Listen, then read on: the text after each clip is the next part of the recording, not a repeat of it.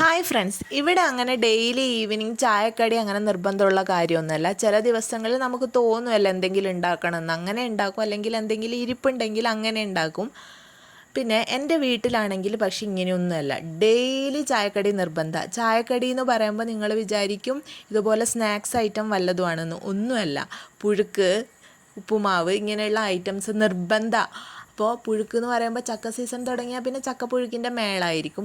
അല്ലെങ്കിൽ പിന്നെ കിഴങ്ങ്, കപ്പക്കിഴങ്ങ്, പിന്നെ എന്താണ് കായും ചെറുപയറും പുഴുങ്ങും, അങ്ങനെ എന്തെങ്കിലും പുഴുക്കോ അല്ലെങ്കിൽ ഒന്നുമില്ലെങ്കിൽ ഉപ്മാവ്, അവിൽ നനച്ചത്, അങ്ങനെ എന്തെങ്കിലും ഐറ്റംസ് നിർബന്ധമായിട്ടുള്ള കാര്യമാണ്. പക്ഷേ എൻ്റെ ഹസ്സിൻ്റെ വീട്ടിലാണെങ്കിലും ഞങ്ങൾ ചെയ്യുമ്പോൾ തന്നെ എന്തെങ്കിലും ഉണ്ടാക്കും ചില ടൈമിൽ, അല്ലെങ്കിൽ ഇതുപോലെ ബേക്കറി ഐറ്റംസൊക്കെ വെച്ചിട്ടാണ് ചായ കുടിക്കുന്നത്. അപ്പോൾ ഇന്നിപ്പോൾ ഇവിടെ ഞങ്ങൾക്ക് കോളിഫ്ലവർ കുറച്ച് ദിവസമായിട്ട് ഫ്രിഡ്ജ് കിടക്കുന്നതുകൊണ്ട് അതിനെ എടുത്തിട്ട് ഒന്ന് ഫ്രൈ ചെയ്യാമെന്ന് വിചാരിച്ചേ.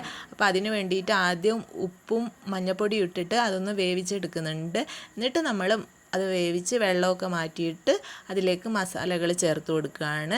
നമുക്ക് വേണ്ട മസാലകളൊക്കെ ചേർത്ത് കൊടുക്കാം. മുളക് പൊടി, ഗരം മസാല, ചിക്കൻ മസാല, പിന്നെ കുറച്ച് കോൺഫ്ലോർ, മൈദ, പിന്നെ ഉപ്പ്, കുറച്ച് വെളുത്തുള്ളി ചതച്ചത്, പിന്നെ മല്ലി ഇല കൂടെ ഒരു ടേസ്റ്റിന് വേണ്ടി ഞാൻ ചേർത്ത് കൊടുക്കുന്നുണ്ട്. ഇതെല്ലാം കൂടെ നന്നായിട്ട് മിക്സ് ചെയ്തെടുത്ത് എണ്ണയിൽ ഫ്രൈ ചെയ്തെടുക്കുക. ഞാൻ ഇതുപോലെയുള്ള ഐറ്റംസ് ഫ്രൈ ചെയ്തെടുക്കുമ്പോൾ കുറേ കറിവേപ്പില ചേർത്ത് കൊടുക്കും കേട്ടോ. ആ കറിവേപ്പിലേൻ്റെ സ്മെല്ലും ടേസ്റ്റൊക്കെ ഇങ്ങനെയുള്ള ഐറ്റംസ് നല്ല